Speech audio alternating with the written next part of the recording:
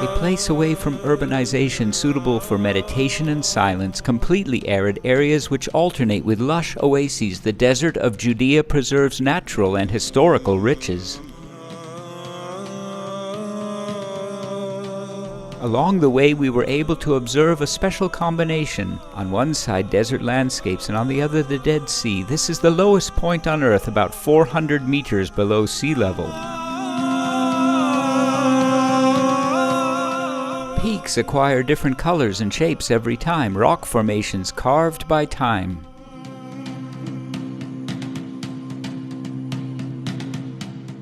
In addition to preserving the unsurpassed natural beauty, the site has also treasured a collection of manuscripts of the Bible whose finding is considered one of the greatest archaeological discoveries of the 20th century.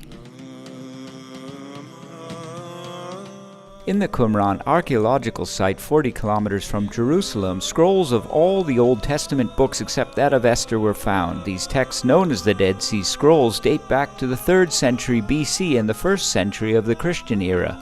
The first accidental discovery of the scrolls was made by a young Bedouin in 1947. For the first time, we are in possession of ancient documents dating back to before Jesus' birth. These manuscripts document the creed of a Jewish group who lived in an era previous to the Christian influence. This is a very important discovery. The excavations, directed by the French School of Biblical and Archaeological Research, lasted until 1956. About 930 fragments of Bible manuscripts in Hebrew, Aramaic, and Greek, hidden there by a group of Jews, were discovered in the 11 caves.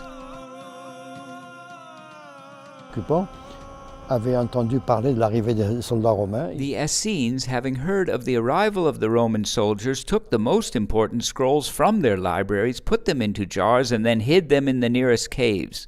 Later, they went to take refuge in the desert. Some went to Masada.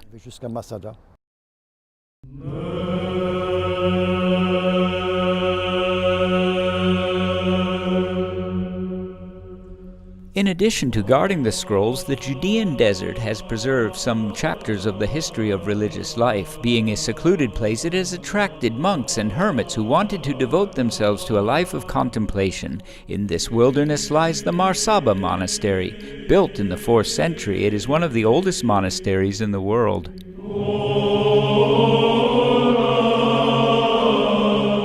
Silence and solitude gives you possibility to leave the vanity of the life. Silence and solitude allow us to forget the vanities of the world and to focus on the truly important things. Sufferings of people, death. People's suffering, death, and judgment, salvation. I can honestly say that by moving away from the community and by living in the desert, we feel more in tune and closer to men than we would feel if we were in the world.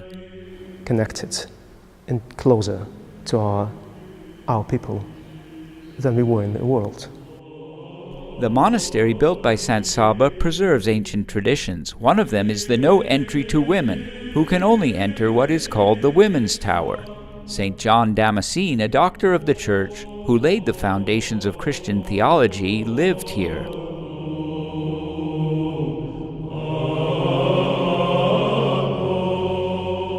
The Monastic Complex was built in the Kidron Valley in the West Bank west of Bethlehem. Part of the great structure was built on the almost embedded top on the mountain slopes.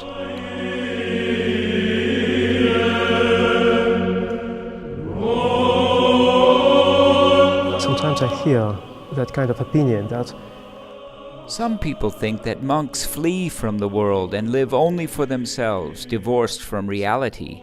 In truth, this view is totally wrong. We leave the world just physically, reaching a communion with men and with the world itself, greater than the one we would achieve if we stayed in the world.